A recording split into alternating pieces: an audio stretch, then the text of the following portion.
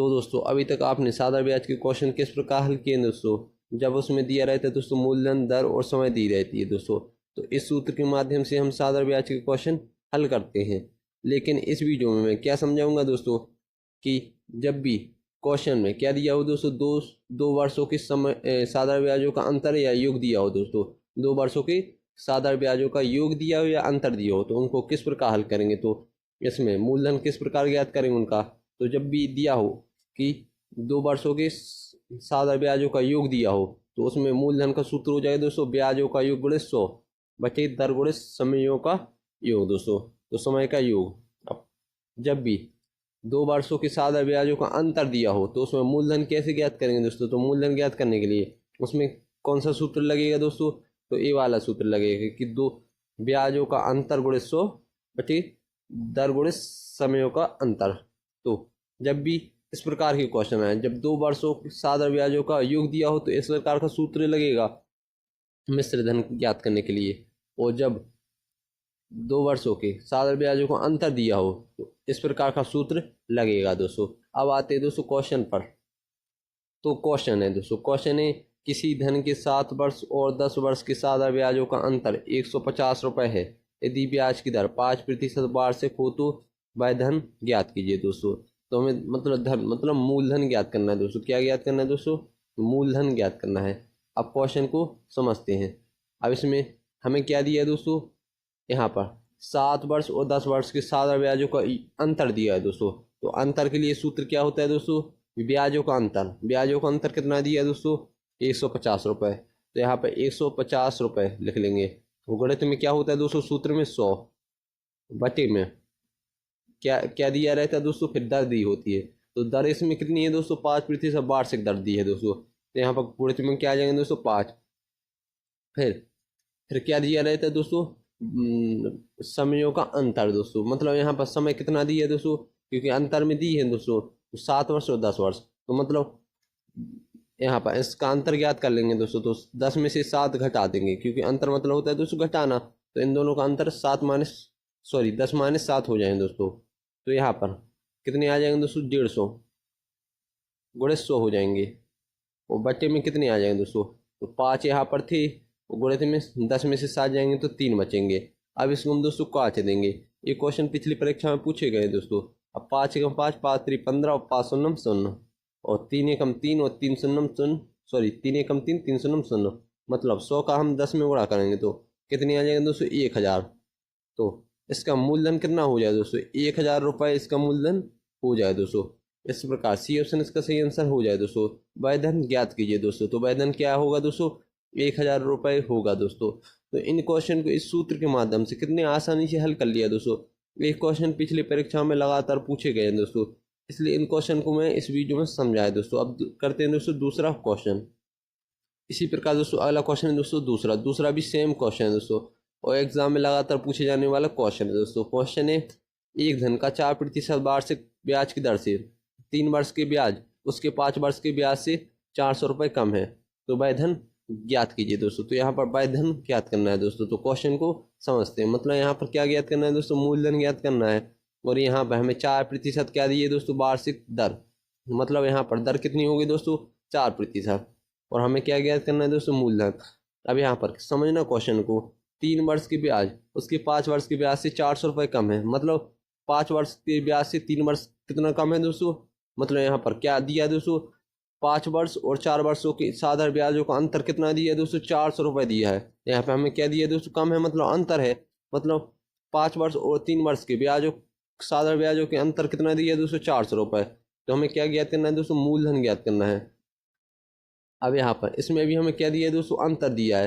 तो यहाँ पर अंतर का सूत्र क्या होता है दोस्तों, ब्याजों का अंतर कितना दिया है दोस्तों, 400 रुपये। तो 400 रुपये ब्याजों का अंतर हो गया। और गुणित में कितने आते हैं दोस्तों, 100 आते हैं दोस्तों। सूत्र के आधार पर कर लेंगे। बचे में क्या आता है दोस्तों, दर। मतलब यहाँ पर दर कितनी दी है दोस्तों, 4। और यहाँ पर हमें गुणित में क्या होता है दोस्तों, समयों का अंतर। मतलब इसमें समय कितना दिया है दोस्तों, 5 वर्ष और 3 वर्ष, इनका अंतर ज्ञात हो कर लेंगे दोस्तों। अब यहाँ पर 400 गुणित 100 बटे में क्या हो जाएंगे दोस्तों, 4 गुणित 2 हो जाएंगे। अब 4 से 100, यहाँ पर 400 100 बार में कटे जाएंगे। अब यहाँ पर 2 से काटे देंगे, 2 एकम 2 और 2 पंचे 10 और 2 शून्य शून्य, मतलब 50 में हम 100 का गुणा करेंगे तो कितने आएंगे दोस्तों, 5,000 रुपये आएंगे। मतलब इसका मूलधन कितना हो जाए दोस्तों, 5,000 रुपये हो जाए दोस्तों। मूलधन कितना आ गया दोस्तों, 5,000। इस प्रकार ये ऑप्शन इसका सही आंसर हो जाए दोस्तों। इन सूत्र के माध्यम से आप इन क्वेश्चन को कितनी आसानी से हल कर सकते हो दोस्तों। ये क्वेश्चन पिछली परीक्षा में पूछे गए हैं दोस्तों। इसी प्रकार दोस्तों अगला क्वेश्चन है दोस्तों तीसरा भी सेम क्वेश्चन है दोस्तों। क्वेश्चन है, एक व्यक्ति ने बराबर बराबर धन 6% वार्षिक दर पर राम को 8 वर्ष के लिए तथा श्याम को 10 वर्ष के लिए उधार दिया। दोनों से व्यक्ति को कुल 2160 रुपये ब्याज के रूप में प्राप्त हुए। प्रत्येक को दिया गया धन ज्ञात कीजिए दोस्तों। तो सेम क्वेश्चन दोस्तों, हमें धन ज्ञात करना, मतलब यहाँ पर क्या ज्ञात करना है दोस्तों, मूलधन। तो यहाँ पर हम मूलधन ज्ञात कर लेंगे दोस्तों। तो सेम क्वेश्चन है, अब क्वेश्चन को समझते हैं। ऐसे हमें 6% वार्षिक दर दिए, मतलब दर कितनी दी है दोस्तों इसमें, 6%। अब क्वेश्चन को समझना, मतलब राम को 8 वर्ष के लिए और श्याम को 10 वर्ष के लिए 6% वार्षिक दर पर उसने सादा ब्याज कितना मिला दोनों का, तो 2160 रुपये मिला। मतलब 8 वर्ष के लिए राम को और 10 वर्ष के लिए श्याम को सादा ब्याजों का योग कितना दिया है दोस्तों, 2160 रुपये दिया है दोस्तों। मतलब इसमें जब भी 2 वर्षों के सादा ब्याजों का योग दिया हो तो उसमें कौन सा सूत्र लगता है दोस्तों, तो ब्याजों का योग। मतलब यहाँ पर ब्याजों का योग कितना दिया है दोस्तों, 2160। और गणित में क्या आते हैं दोस्तों, 100। फिर यहाँ पर बटे में दर कितनी दी है दोस्तों, 6। फिर गुणित में क्या आता है दोस्तों, समयों का योग, क्योंकि यहाँ पर 2 वर्षों के योग कितना दिया है दोस्तों, 2 वर्षों के साधारण ब्याजों का योग कितना दिया है दोस्तों, 2160। मतलब यहाँ पर 2 वर्ष कौन से थे दोस्तों, यहाँ पर 8 वर्ष और 10 वर्ष, मतलब 8 वर्ष और 10 वर्ष को जोड़ देंगे। मतलब समयों का योग यहाँ पर कितना दिया है दोस्तों, 8 वर्ष और 10 वर्ष।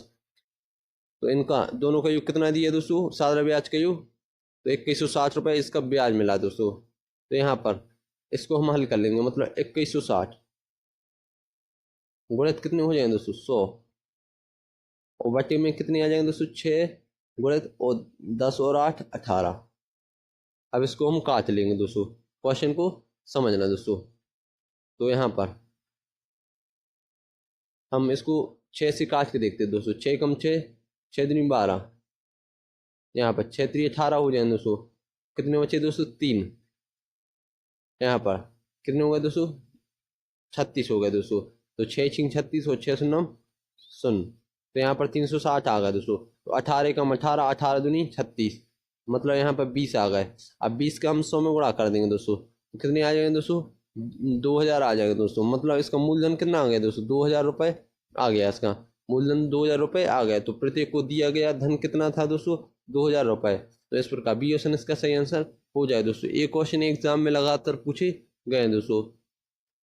तो इसी प्रकार दोस्तों अगला क्वेश्चन है दोस्तों चौथा भी सेम क्वेश्चन है दोस्तों। क्वेश्चन है दोस्तों, किसी धन के 6% वार्षिक दर से 3 वर्ष के लिए ब्याज और 6 वर्ष के ब्याज का योग 270 रुपये है, तो वह धन ज्ञात कीजिए दोस्तों। तो हमें मूलधन ज्ञात करना है दोस्तों। क्वेश्चन सेम क्वेश्चन है दोस्तों, हमें क्या ज्ञात करना है दोस्तों, मूलधन। तो यहाँ पर 2 वर्षों के समयों का योग साधारण ब्याजों का योग कितना दिया दोस्तों, 270। मतलब यहाँ पर 270 गुणित कितने हो जाएंगे दोस्तों, 100, और बटे में क्या आ जाएंगे दोस्तों, यहाँ पर दर कितनी दी है दोस्तों, 6, और यहाँ पर समयों का योग हो जाएगा दोस्तों। मतलब यहाँ पर 6 + 3 हो जाएगा दोस्तों। तो यहाँ पर क्वेश्चन को समझना, मतलब यहाँ पर 270 गुणित 100 और बटे में कितने आ जाएंगे दोस्तों, 6 गुणित 6 और 3 9। अब यहाँ पर इसको हम काट देंगे दोस्तों, मतलब 9 1 9 18 9 3 27 हो जाएंगे दोस्तों। मतलब 30 आ गए। अब यहाँ पर 6 कम 6 6 पंचे हो जाएंगे दोस्तों 30। मतलब 100 में हम 5 का गुणा करेंगे तो कितने आ जाएंगे दोस्तों, 500 रुपये।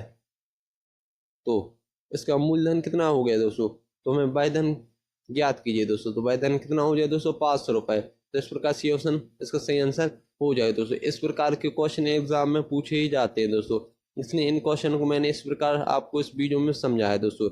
इन फॉर्मूले के आधार पर आप इन क्वेश्चन को आप आसानी से हल कर सकते हो दोस्तों। तो उम्मीद करता हूँ कि आपको मेरी वीडियो समझ में आई होगी। यदि आपको मेरी वीडियो समझ में आई हो तो प्लीज़ लाइक एंड सब्सक्राइब जरूर करें और घंटी बेल आइकन को दबाकर नोटिफिकेशन ऑल पर क्लिक करें, जिससे ऐसी और वीडियो का नोटिफिकेशन आपको मिलता रहे दोस्तों।